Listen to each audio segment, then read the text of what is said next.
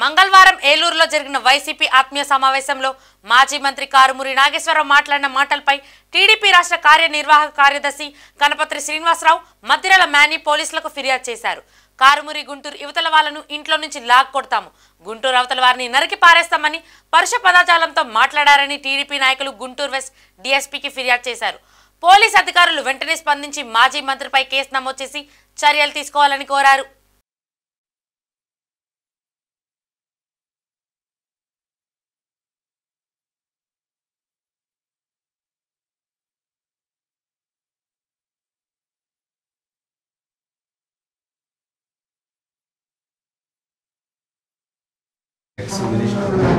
వైఎస్ఆర్సీపీ నిన్న ఏలూరు వాళ్ళ పార్టీ మీటింగ్లో మాట్లాడతా త్వరలో వైకాపా అధికారంలోకి రాబోతా ఉంది.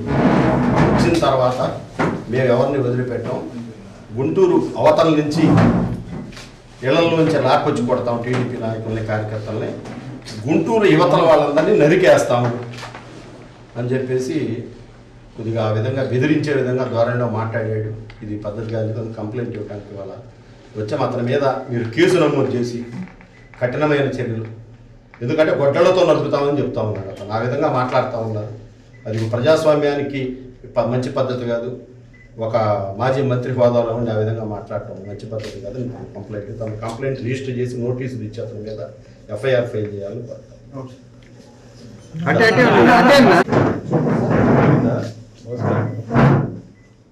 సార్ ఒకసారి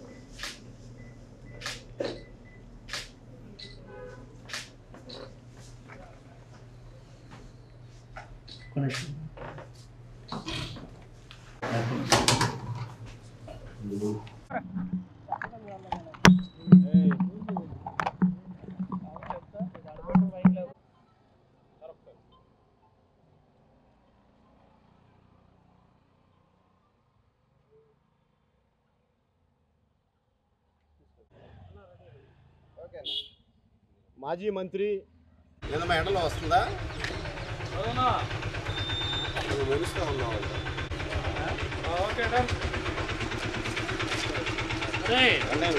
వైసీపీ నేత కారుమూరి నాగేశ్వరరావు గారు నిన్న ఏలూరు వైకాపా ఆత్మీయ సమావేశంలో మాట్లాడతా ఈసారి ఎన్నికల్లో వైఎస్ఆర్ పార్టీ అధికారంలోకి రాబోతా ఉంది. అధికారంలోకి వచ్చిన వెంటనే గుంటూరు అవతల ఉన్నటువంటి తెలుగుదేశం పార్టీ నాయకుల్ని ఇళ్లల్లో నుంచి లాక్ కొడతాం, గుంటూరు యువతల ఉన్నటువంటి తెలుగుదేశం నాయకుల్ని కార్యకర్తల్ని గొడ్డళ్లతో నరికేస్తాం, మేమంటే ఏందో చూపెడతామని చెప్పేసి మాట్లాడాడు. మరి ఇటువంటి మాటలు మీరు గతంలో మాట్లాడిన వ్యక్తులందరూ కొడాలి నాని కానివ్వండి, వంశీ కానివ్వండి, ద్వారంపూడి చంద్రశేఖర్ రెడ్డి కానివ్వండి, వీళ్ళందరూ ఎక్కడున్నారో ఒకసారి ఆలోచించుకోమని నాగేశ్వరరావు గారికి గుర్తు చేస్తా ఉన్నా. అయ్యా నాగేశ్వరరావు, నువ్వు భయపెడితే మేం భయపడిపోవటానికి వైకాపా నాయకులం కాదు. చంద్రబాబు నాయుడు గారి నాయకత్వంలో మేము సిద్ధమైనటువంటి పోరాట పటిమ కలిగినటువంటి నాయకులం. మీరు అధికారంలో ఉన్నప్పుడు మరి మాస్క్ అడిగినందుకు డాక్టర్ సుధాకర్ గారి దగ్గర నుంచి గుంటూరు జిల్లా మా పార్టీ బీసీ నాయకుడు చంద్రయ్యని నడి రోడ్డు మీద పడుకోబెట్టి కుతిక కోశారు. అట్లానే దళిత విద్యార్థి అయినటువంటి దోమతోటి విక్రమని హైదరాబాద్ నుంచి పిలిపించి నరికేశారు. అట్లానే పల్నాడులో జల్లయ్య యాదవ్ అనేక మంది దళితుల్ని, బడుగు బలహీన వర్గాల వారిని నరికి చంపినందుకే మీ వైకాపా పార్టీని ప్రజలు రాజకీయంగా నరికేసి ప్రతిపక్ష హోదా కూడా లేకుండా ఇంట్లో కూర్చోబెట్టారు. మీకు అయినా సిగ్గు శరం లేకుండా మీరు అలాంటి మాటలే మాట్లాడుతున్నారు, అలాంటి వ్యాఖ్యలే చేస్తూ ఉన్నారు.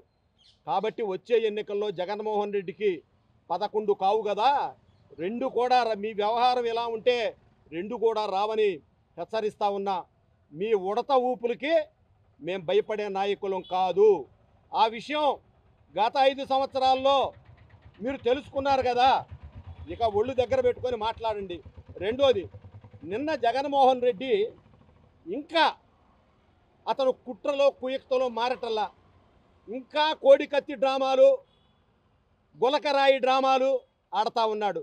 దాంట్లో భాగంగానే నిన్న కడప వెళ్తే, అనంతపురం అనుకుంటా, అనంతపురం జిల్లా వెళ్తే రాప్తాడ్ నియోజకవర్గంలో హెలికాప్టర్ దిగగానే ఆల్రెడీ వాళ్ళ పద్ధతికి ప్లాన్గా హెలికాప్టర్ దిగిద్ది, పోలీసులందరినీ నెట్టి కొట్టి మీరందరూ వచ్చి హెలికాప్టర్ మీద పడండి, మీరేదో వచ్చినట్టు సీఎం సీఎం అని అరవండి. ఇలాంటి పిచ్చి పనుల వల్లే నీకు 11 వచ్చినాయి. నీ గొడ్డల పోటు, మీ బాబాయ్ గొడ్డల పోటు ఎవరు వేశారో తెలుసు ప్రజలకి.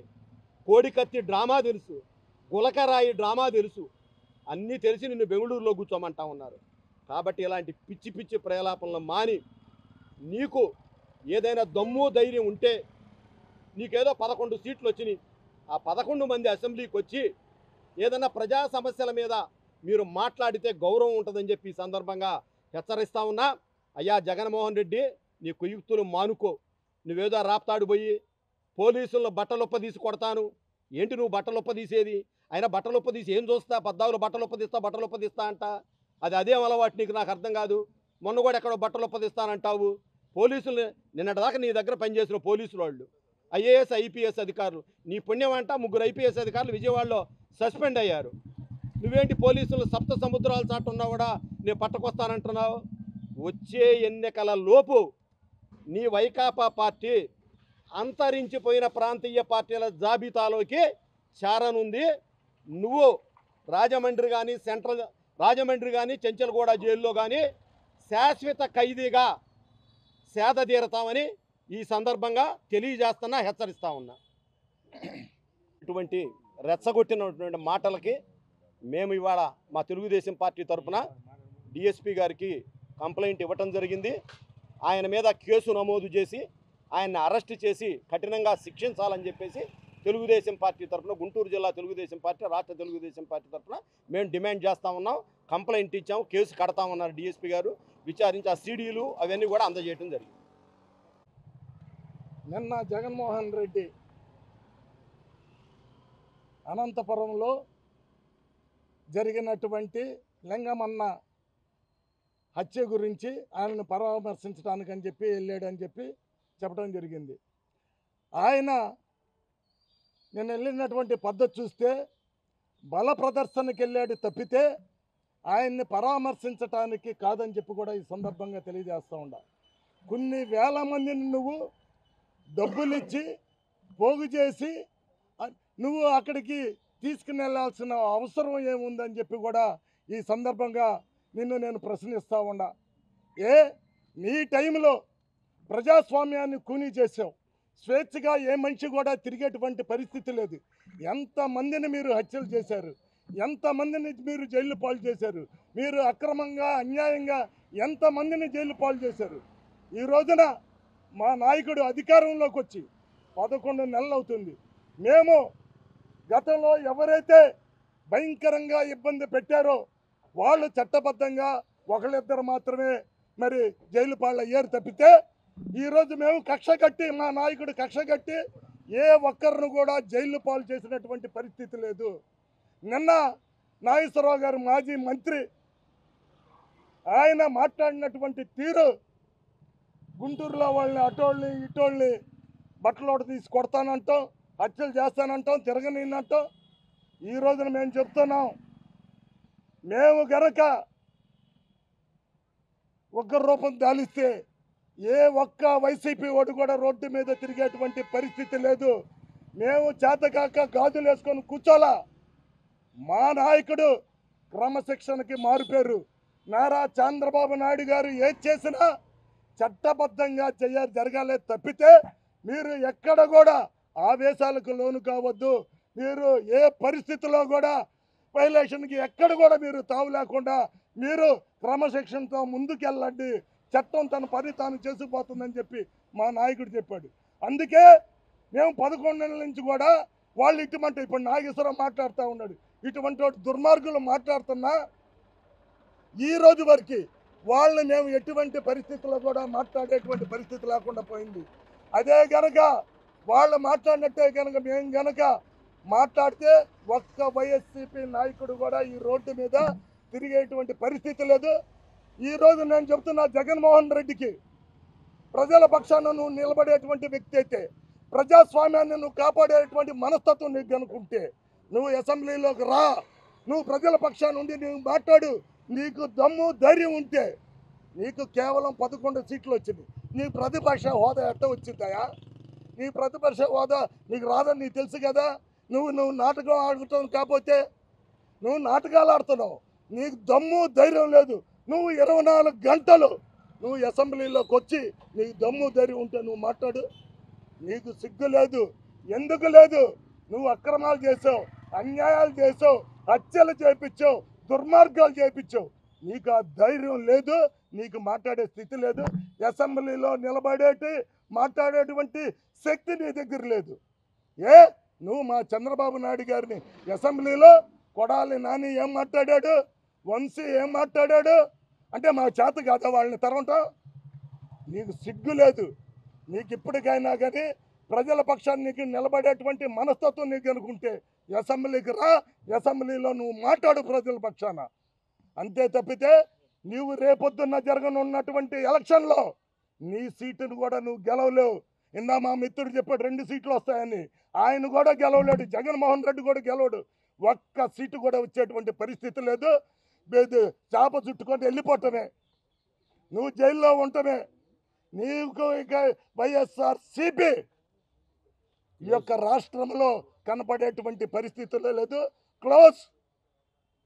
ఇప్పటికైనా బుద్ధి తెచ్చుకొని మాట్లాడని చెప్పి కూడా ఈ సందర్భంగా తెలియజేస్తా ఉన్నాను. నాగేశ్వరరావు, తణుకు నియోజకవర్గంలో మాజీ శాసనసభ్యుడు, మాజీ మంత్రి. ఈ రాష్ట్రంలో ఏదైతే టీడీఆర్ బాండ్ల కుంభకోణం జరిగిందో దానికి ఆద్యుడు అతను. సుమారు ప్రజాధనం 400 కోట్ల రూపాయల కుంభకోణంలో అతని పాత్ర ఉంది. దాని మీద కూడా మేము గతంలో మా ప్రభుత్వం వచ్చిన తర్వాత దాన్ని ఎంక్వైరీ జరుగుతూ ఉంది. అతను దానికి ఫస్ట్ పాల్పడ్డాడు. దాన్ని ఆసరాగా చేసుకుని గుంటూరులో ఉన్నటువంటి మనోహర్ నాయుడు మేయర్ కానీ, తిరుపతిలో కానీ వీళ్ళందరూ టీడీఆర్ల బాండ్ల కుంభకోణం ఎటా చేయొచ్చు అనే దానికి ఆద్యుడు ఈ కారుమూరి నాగేశ్వరరావు. మరి అటువంటి నాగేశ్వరరావు స్కాములు ఈ చేసుకునే అతను కూడా ప్రజలను నరుకుతాను, చంపుతాను, తెలుగుదేశం కార్యకర్తలని మతిభ్రమించి మాట్లాడుతూ ఉన్నాడు. అతను ఒళ్ళు దగ్గర పెట్టుకుని రేపు అతను సమాధానం చెప్పి కోర్టుకు రావాల్సిన పరిస్థితి దగ్గరలో ఉంది. టీడీఆర్ల బాండ్ల కుంభకోణంలో అతని పాత్ర నిజమని చెప్పి ఇప్పటికే నిగ్గు తేలుస్తూ ఉన్నారు. మరి అతను కూడా ఇవాళ తెలుగుదేశం పార్టీ కార్యకర్తలను బెదిరిస్తున్నాడంటే చాలా హాస్యాస్పదంగా ఉంది. ఏదైతే ఒక సిస్టమ్ ప్రకారం ప్రజల అభిమానం చొరగొనాలా, ప్రజా సమస్యల మీద పోరాడాలా, ఏదైతే నువ్వు పార్టీలు ఉన్నాయో నువ్వు ఓడిపోయావు, ప్రజలు తీర్పిచ్చారు, ఇచ్చిన తర్వాత నువ్వు పనిచేసి ప్రజల ముప్పు పొంది మళ్ళీ గెలవటానికి ప్రయత్నం చేయి, కానీ చౌకబారు విమర్శలు మానుకోమని చెప్తా ఉన్నాం. అట్లాగే నిన్న రాప్తాడు నియోజకవర్గంలో మరి ముఖ్యమంత్రి వెళ్ళి ఏదో మాట్లాడుతూ ఉన్నాడు. నువ్వు పరామర్శకి వెళ్తున్నావా, బల ప్రదర్శనకి వెళ్తున్నావా? పరామర్శకి వెళ్ళినాడు, నువ్వు ఎలా వెళ్ళాలా? అయినా కూడా నీకు 1100 మంది పోలీసులను పెట్టి మరి ఎస్పీ గారు కానీ అందరూ చెప్పారే, ఒక మహిళను కూడా నువ్వు చూడకుండా ఏది పడితే నోటికి వచ్చినట్టు నువ్వు మాట్లాడినట్టు మేము మాట్లాడలేము. ఎందుకంటే మాకు చంద్రబాబు నాయుడు గారు కానీ, లోకేష్ గారు కానీ, మా కూటమి ప్రభుత్వంలో మాకు మంచి మర్యాద నేర్పారు. మేము ఒక పద్ధతి ప్రకారం పెరిగిన వాళ్ళం. నీలాగా దొంగతనాలు, సొంత కుటుంబ సభ్యుల్ని చంపటం, వాళ్ళని ప్రోత్సహించడం ఇటువంటి పరిస్థితులు మా పార్టీలో లేవు, మేము చెయ్యము. అయినా కూడా చట్టం అనేది ఒకటి ఉంటుంది. అది దానికి ఇవాళ మీ పార్టీలో ఉన్నటువంటి నాయకులు చేసిన దానికి వాళ్ళు అనుభవిస్తూ ఉన్నారు. దయచేసి అవి చూసి ఏదో గొప్ప అనుకుని జగన్మోహన్ రెడ్డి మెప్పు కోసం కొంతమంది నాయకులు మాట్లాడుతూ ఉన్నారు. వాళ్ళు కూడా ఒళ్ళు దగ్గర పెట్టుకుని మాట్లాడాలని చెప్తా. అది లింగమయ్య అనే ఆయన, కురబ లింగమయ్య అనే ఆయన ఏదైతే మా రాష్ట్రంలో ఉన్నటువంటి బీసీ మహిళ సవితి గారు కానీ, మాజీ ఎంపీ పార్థసారథి గారు కానీ, ప్రస్తుత ఎంపీ పార్థసారథి కానీ వాళ్ళిద్దరికి సమీప బంధువు. నువ్వు అది ప్రశాంతంగా ఉన్న పాపిరెడ్డిపల్లె విలేజ్లో నువ్వు ఏదో కులాల మధ్య, పార్టీల మధ్య చిచ్చు పెట్టి దాన్ని ఏదో లబ్ధి పొందాలని చూసుకోవడం చాలా హేమైన చర్య. ఎందుకంటే ఇదే ఆ ప్రాంతంలో ఉన్నటువంటి రాప్తాడు మాజీ ఎమ్మెల్యే ప్రకాష్ రెడ్డి గతంలో ఏం చేశాడు, గుంటూరు నుంచి ఒక పిల్లాడిని తీసుకెళ్ళి అక్కడ ఎవడో మాట్లాడిన పరిస్థితుల్లో గుంటూరు నుంచి రామకృష్ణారెడ్డి అని ఒకరిని తీసుకెళ్ళి అక్కడ ఏదో తొడలు కొట్టించి, మెడలు కొట్టించి, అవి వంచుతా మీసాలు సగానికి తీస్తా అని మాట్లాడినాడు. వాడు కూడా ఒక శాసనసభ్యుడిగా మాజీ శాసనసభ్యుడు, వాడు కూడా మాట్లాడుతున్నాడు. వాడికి ఒత్తాసుగా కొంతమంది గుంటూరు నుంచి నాయకులు వెళ్ళి మాట్లాడుతూ ఉన్నారు. ఇవన్నీ చాలా సిగ్గుచేటు. మీరు ఇప్పటికైనా ప్రజా సమస్యల మీద పోరాడండి. ప్రజల కోసం ఏం చేయాలో మీరు వాటి మీద చేయమని చెప్తా ఉన్నా.